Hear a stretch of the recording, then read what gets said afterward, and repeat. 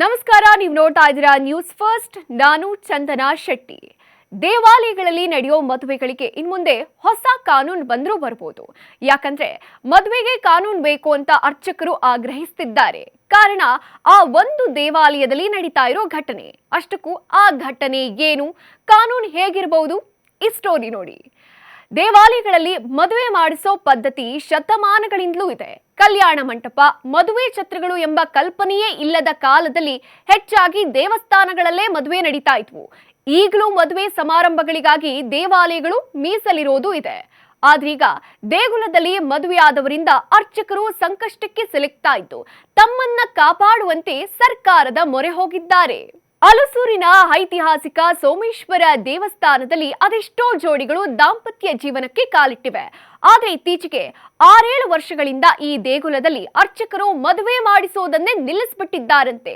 ಅದ್ಯಾಕಪ್ಪ ಅಂತ ಕೇಳಿದಾಗ ಆಘಾತಕಾರಿ ವಿಷಯ ಬೆಳಕಿಗೆ ಬಂದಿದೆ.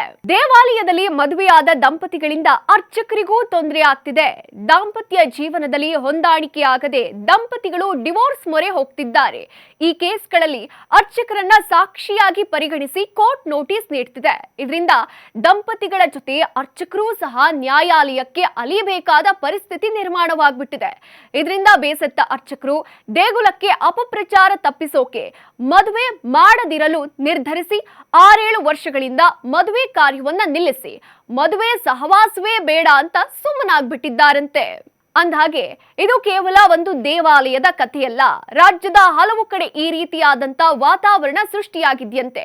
ಹಾಗಾಗಿ ಅರ್ಚಕರು, ಆಗಮಿಕರೆಲ್ಲ ಸೇರಿ ಮುಜರಾಯಿ ಸಚಿವರಿಗೆ ಪತ್ರ ಬರೆದು ದೇವಾಲಯಗಳಲ್ಲಿ ಮದುವೆಗೆ ಷರತ್ತುಬದ್ಧ ಕಾನೂನು ಮಾಡಿ ಅಂತ ಒತ್ತಾಯಿಸುತ್ತಿದ್ದಾರೆ.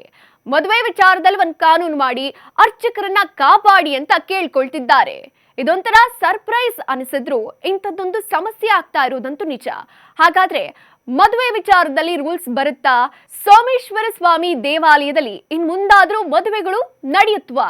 ಕಾದ್ ನೋಡೋಣ. ಇದೇ ರೀತಿಯ ಮತ್ತಷ್ಟು ಸ್ಪೆಷಲ್ ಸುದ್ದಿಗಳಿಗಾಗಿ ನೋಡ್ತಾ ಇರಿ ನ್ಯೂಸ್ ಫಸ್ಟ್, ನಿರ್ಭೀತಿಯಿಂದ ನಿಮ್ಮ ಪರವಾಗಿ. ನ್ಯೂಸ್ ಫಸ್ಟ್, ನಿರ್ಭೀತಿಯಿಂದ ನಿಮ್ಮ ಪರವಾಗಿ.